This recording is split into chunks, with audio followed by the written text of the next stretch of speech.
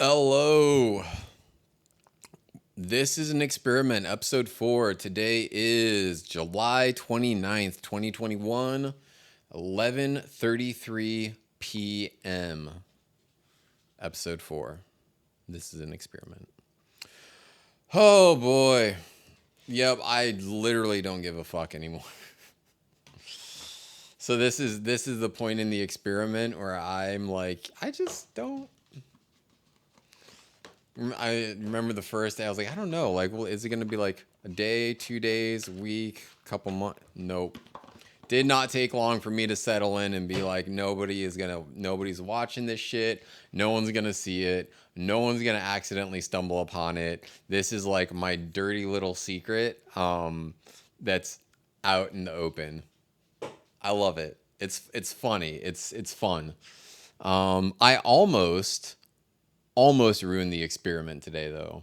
I almost ruined the experiment. I was doing a live stream on my Facebook profile, and I was on there for like an hour and a half. It was all fun. It was all good stuff. Sorry, I keep like rub my face. I almost ruined it because at the end of that live stream, I was like, "Oh, I've been on here for another hour or for an hour and a half, and I still have some recording to do." And I was just like, I mean, no, you know what? No, because I almost for like a split second, because it was only two people watching that live stream. I was like, well, maybe I can at least hint to these two people what it is. I was like, maybe I can just be like, oh, I have this, secret thing. I have this secret channel on YouTube where I'm dumping my, life thoughts. And so if you want to see it, you have to go find it. I almost did that. And I was like, nope, nope, because that would be like, just starting to cross the line into like promotion, to even allude to the fact that this experiment is here, right? Even just alluding to someone else that this experiment exists would ruin the experiment, right? Because the experiment is, how long can I do this without anybody finding out about it, right? Without me advertising it or promoting it or anything like this. How long can I do it?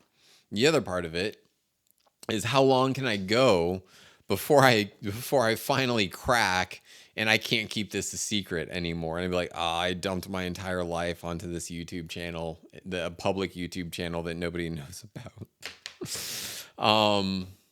So I almost ruined the experiment. I mean, it wouldn't have been ruined. It would have just been like, okay, well, that's how much time it took, a whopping 4 days for me to cave and allude to somebody that this actually exists. But that's not how I want to go out. I want to think that I can last a little bit longer than 4 days. So I almost ruined the experiment. Not ruined it, but I was like, I get one shot at this. I get one shot at this experiment, and I want to make it count. So that's what happened. Last night after I went off on my whole little thing about how I feel like I've deluded myself into becoming something. I don't know. I went off on that whole tangent, and maybe I even said on here that I reached out to someone that I was going to be working with, to help me, to coach me a little bit. Um, and and basically I said to him that I was like, look, dude, I know I told you I wanted to talk about an offer and get this together, but I've kind of realized that everything that I've been working on has been slowly leading me down this path of becoming the thing that I've grown to resent. And I need to like just get my shit straight. Like, I just need you to help me get my shit straight. Um, and like, that's like primary like focus numero uno, get my shit together. So there's that. um I had a client bail today. I Part of me, Part of me was like a little relieved, which was interesting because I'd enrolled them in part of me felt existential dread. I don't know how I'm going to compensate for that quite yet. Not the dread, the client leaving. I can compensate for dread. I've gotten used to it at this point. But I'd enrolled a client, 8 weeks, 56K, not a lot of money. It wasn't just one client; it was partners, 2 people, which is why it was so much. And they needed money for something that was a big opportunity for them, and I let them off the hook. I let them go. I was like, yeah. I didn't want to fight it either because I understood. I got it. I knew where they were. I knew what they were working for. So I let them off the hook. I was like, all right, cool, get it, no problem. Because I also didn't want them walking around with the guilt and shame of that. Because I also, because I know what I went through, right? There was one time I had a coach and I hit a point and I was like, I don't know if I can keep doing this. I can't like I can't pay you the money. I just need to put the kibosh on this. I'm not, this program just isn't in my best interest. And I got reeled back in. I don't know, somehow. And so then I got back on the hook with the bill for anyway. And then after doing that, I was like, why did I do that? I had my chance to just be out. Why did I buy back in? Because she was nice to me. I mean, that's basically what it was. It's like, thanks for being really nice to me. Okay, fine. You talked me off the ledge. And so for that, I'm going to stick around, which is just like stupid. I should have been like, thanks for talking me off the ledge. I'm still out. Like, hindsight 2020, that's what I should have done. But that's hindsight.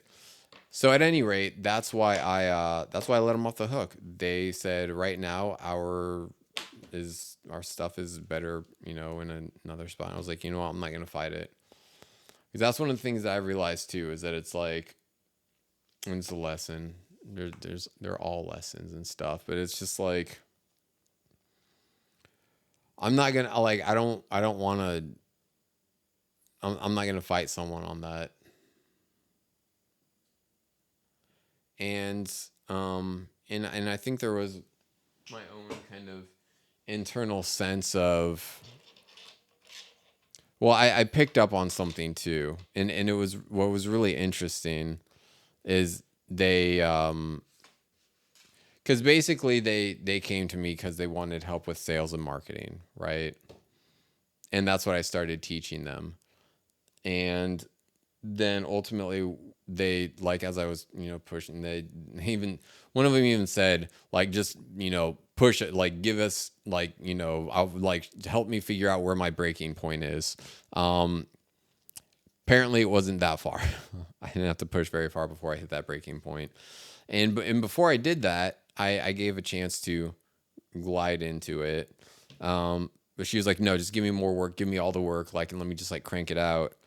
I was like, okay, you want me to push you to your breaking point? I'll give you all of this stuff to push you to your breaking point. And ultimately, all of the stuff just wasn't like the sales and marketing was that they came to me for. They just didn't want to do it. They didn't want to. They didn't want to do it.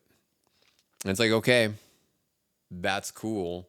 And it's funny because one of them even said, this has nothing to do with you because you've been doing exactly what we paid you to do. You've been giving us exactly what we hired you to give us. We just don't like it.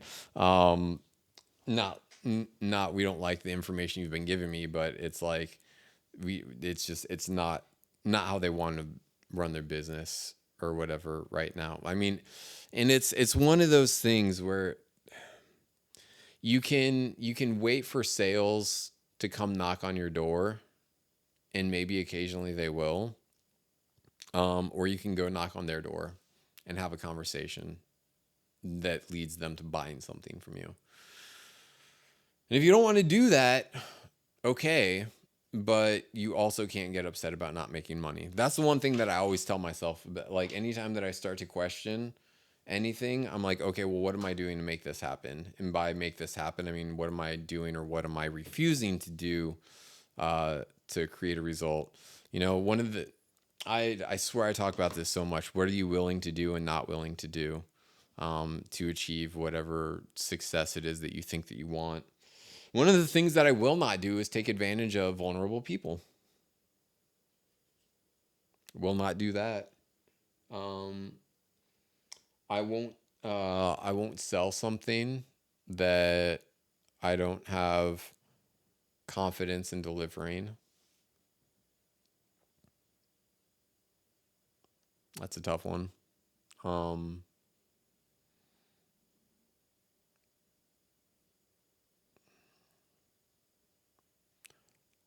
I won't sell something at a price point that's higher than what it's actually worth. I won't do that. I won't brainwash somebody into doing something or believing something that isn't congruent with who they are as a person, which is a huge problem. I was listening to, I was talking to some, one of them even said, I know you don't really name names and tiptoe around and fiddle fart. You just kind of, loosely say, gurus or big name influencers or multiple, whatever. I don't name names and I don't point fingers. But right now, I'm going to do that. Taylor fucking Welch. Look, I'm sure he's a great dude. Uh, Traffic and Funnels, do not agree with a lot of shit that they do at all. And while I'm sure that the dude's a machine, very successful, super rich, knows how to close a sale, all of that stuff. But here's the thing. I was listening. He has this. Here's some promotion for you, Traffic and Funnels, Taylor Welch, Chris Evans. I'm gonna give you free promo. They have a podcast called Daily Mind Medicine. It's not a bad podcast. I mean, he talks about some really good stuff. Mindset that has to do with business and how to think about things and all of this.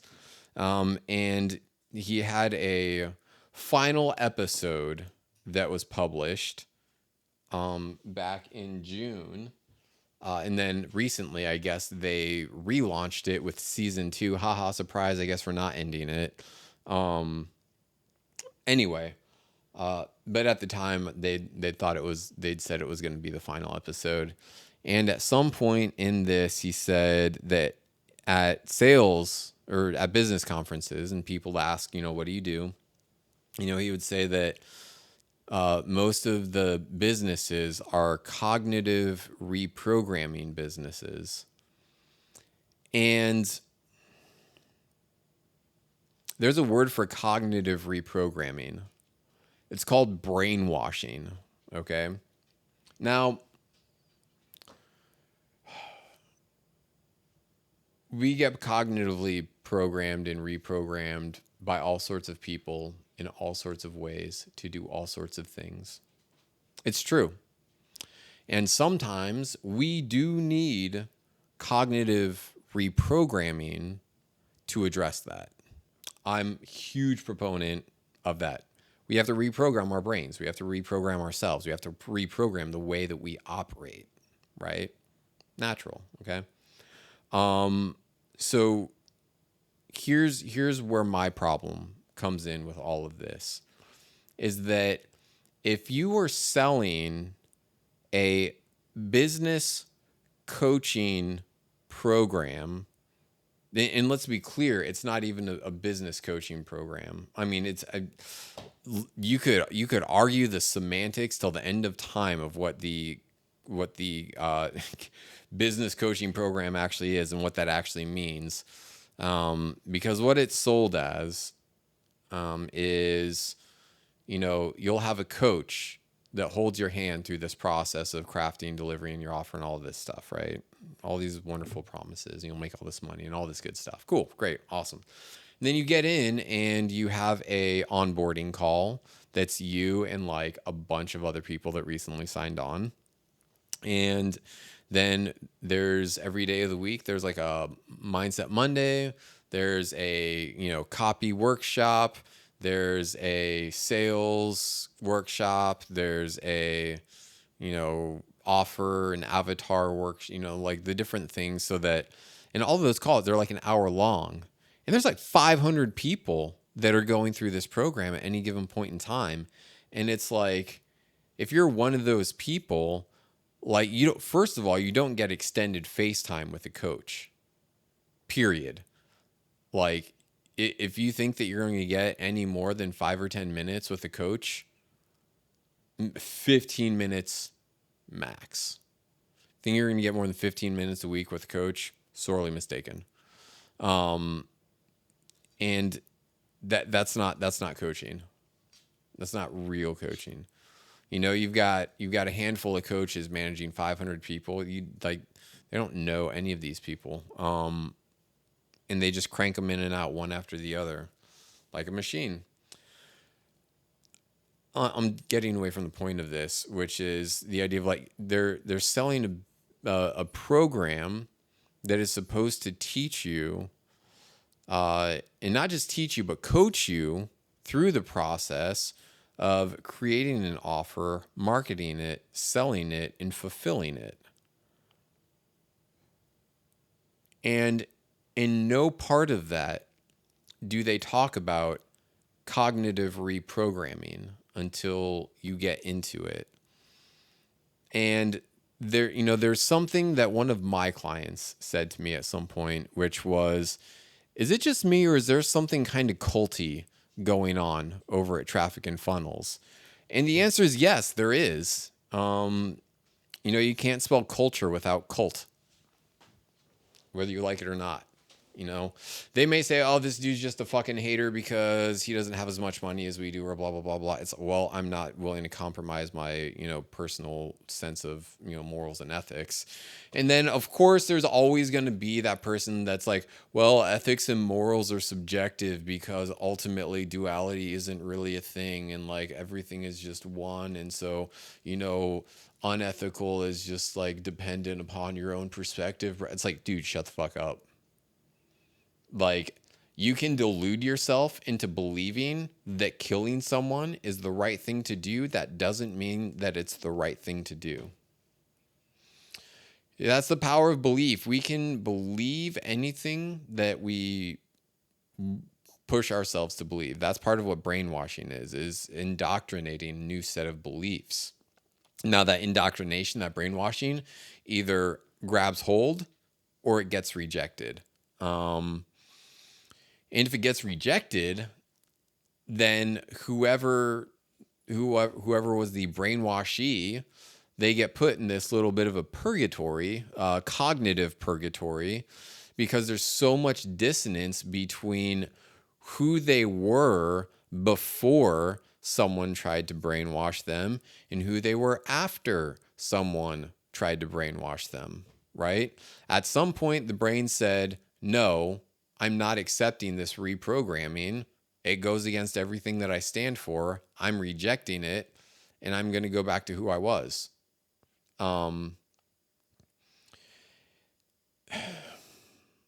of this to say, if you're going to be cognitively reprogramming someone, you have to be honest about that on the front end.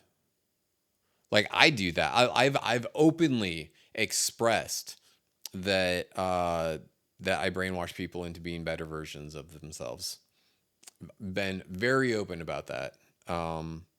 If I'm doing like deep work, because it is based on our beliefs. But the difference is that I don't pretend like I'm not doing that. I don't hide it. I don't say I'm here to sell you one thing and actually brainwash you into something else.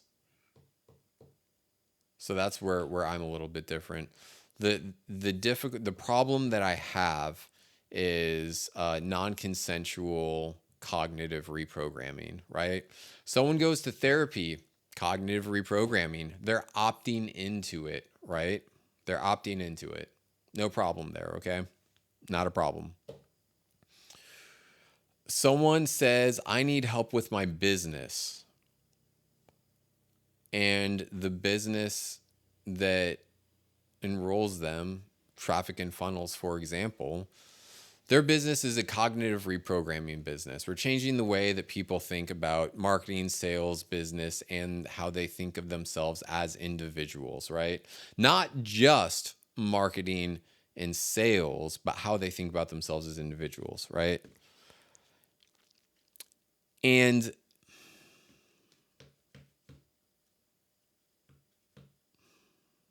I get it.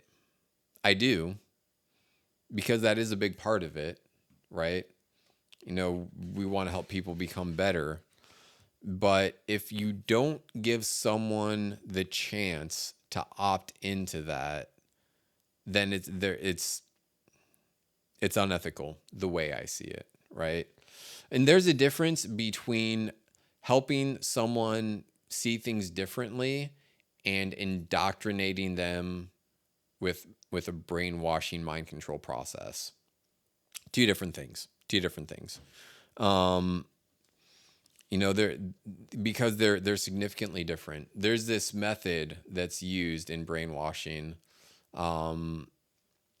which is, can't remember what the technical term for it, but it's unfreeze, change, freeze, right? And so basically what this is it's a process where you take the person and you unfreeze their beliefs or their perspectives about the world. You unfreeze them, right? So that all of the circuits are like open to, reprogramming different things. You insert the programming that you want and then you freeze it, right? You open up all the circuits, you reconnect all of the things, and then you freeze it, right? That's how brainwashing happens to indoctrinate someone into a new belief, right? But if someone doesn't want that and you do it to them anyway, that's unethical. But I don't care what way you slice it. You can argue it until the end of time, and I don't give a fuck. I don't. If you are changing the way that someone thinks without giving them an option for it, because here's the thing with brainwashing. Brainwashing is very covert. There's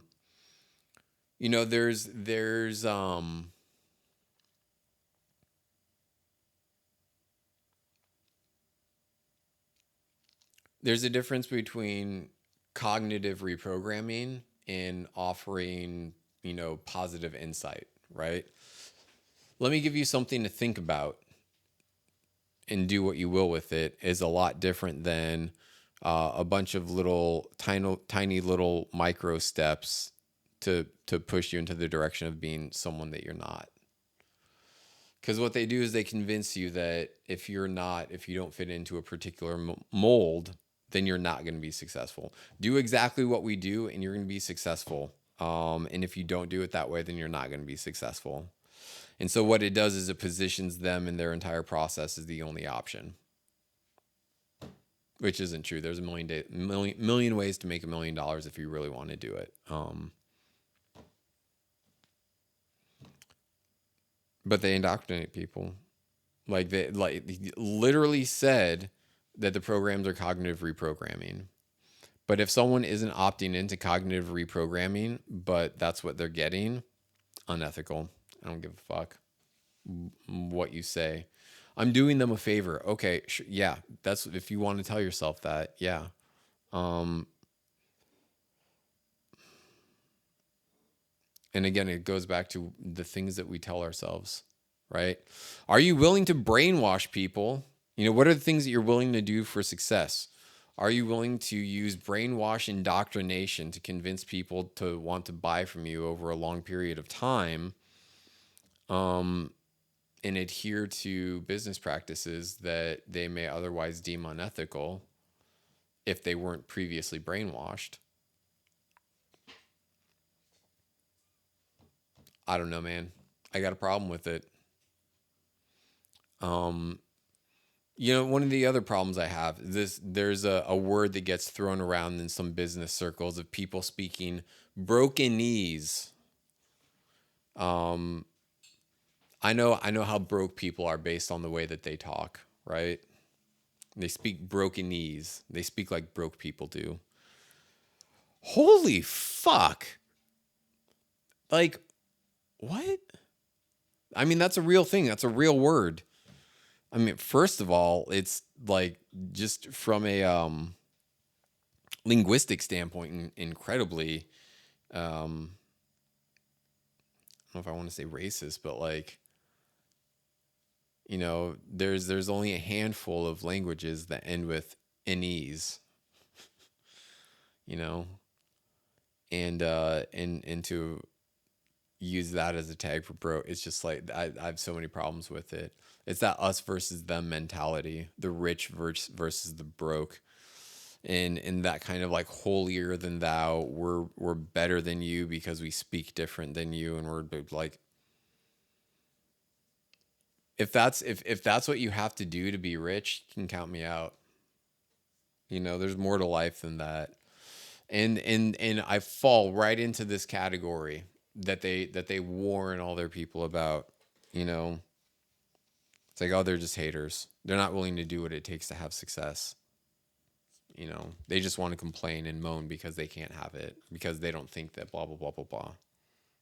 I don't give a fuck what they say, right? If you've deluded yourself to the point where you're selling something to someone that doesn't need it or isn't qualified to use it, you're taking advantage of someone, and that makes you less than me as far as I'm concerned. I won't take advantage of someone. Let's give an example. Take a person that has never had a business before in their entire life. They don't have an online business at all even. They have an idea. Like, yeah, I can do this. I've got no better options right now. We're in the middle of a global pandemic. I can do this. Yeah. And they sell a product to that person that is designed for people that already have existing businesses. And they say these small tweaks to how you do your business is going to make you more money. And you sell that to someone that has no business experience, and you think that they're going to have success? No. We're all at different points in our journey. Yeah, well, you know what? You're putting people into debt that don't have any way to come back from it. Well, I'm doing them a favor because if they think that they can do it, this is their no, get the fuck out. I'm the best option they have if they want to. No, you're not. Not at all. There's a million coaches in the world, and for you to think that you're the best one because you have the biggest bankroll is bullshit. This shit really gets me. It really does, because there's so many people that get taken advantage of. And it's just like, it's sad. Not only is it sad that these people get taken advantage of, it's sad that the people that take advantage of them feel no remorse for doing so, or that they use plausible deniability as a scapegoat for it happening. Well, I didn't do it and I didn't know that it was happening, so it's not my responsibility. It's your fucking company. Goddamn right it's your responsibility. You fucking own it. If you're the owner of the company, you own every single last thing about it, including taking advantage of people. I'm going to give you an example from another company. Got to name a name. Point finger Tanner Chittister. Great dude, I'm sure. Lots of success, made a lot of money, helped a lot of people, do a lot of things, all good, fine and dandy. There's one dude that I know that bought a multi-$1,000 course from Tanner. And this dude, man, felt bad. This dude was a part of a different make money online thing, Kangen Water. He was in one of those affiliate marketing things, MLM selling water machines. And I guess he thought that he would buy Tanner's course, and if he did all of the stuff that Tanner said to do, that he would be able to sell more water machines, even though there's like 50,000 other people that have Facebook group, like they're doing the exact same thing. 50, 75, 100, 500,000, I don't know. How many people selling Kangen water machines?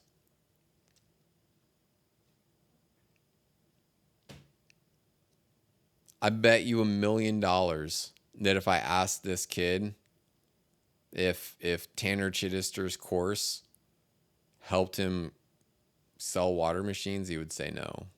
Maybe we should go find him and ask him. Should do that. Oh, well, it's not my responsibility because I didn't sell it to... It's a problem. Oh, well, it's their own damn fault because they didn't understand what they were buying and they blah, blah. Get the fuck out of here. I don't buy it. Not for a second. Take responsibility and ownership for your shit. Own it. Don't pass the buck of personal accountability to other people. Be accountable for your own shit. That's the thing that I come up against the most in my own business.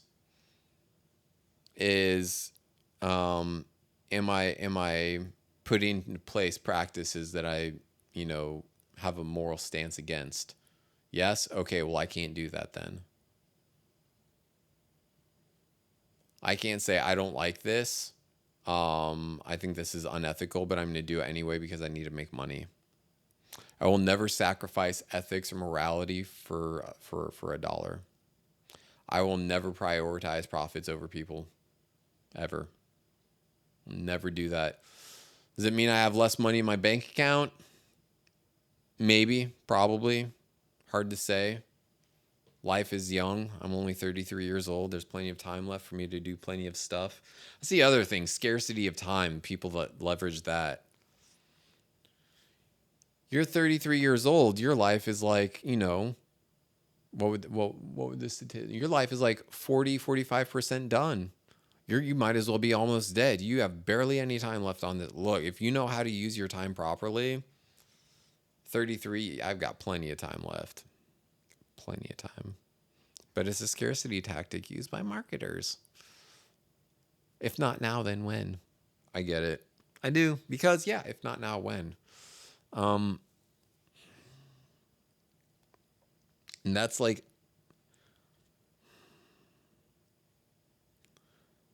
It's how sinister it can be. Like when you talk about manipulation, the most sinister part about it is it's using truth as a tool for deceit. If I can boil it all down into one little idea, manipulation, brainwashing, cognitive reprogramming, it's using truth to facilitate deceit. It's using truth to facilitate falsehood.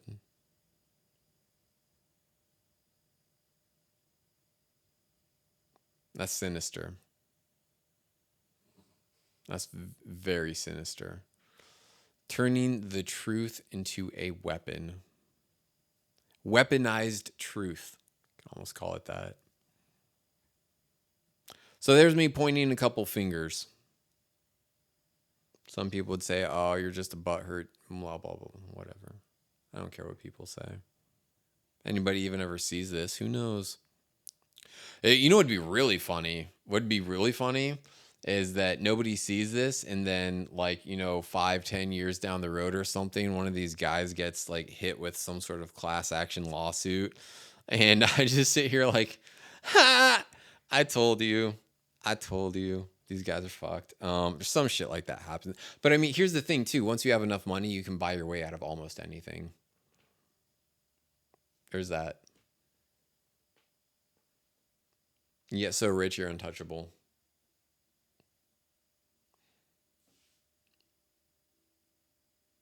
it's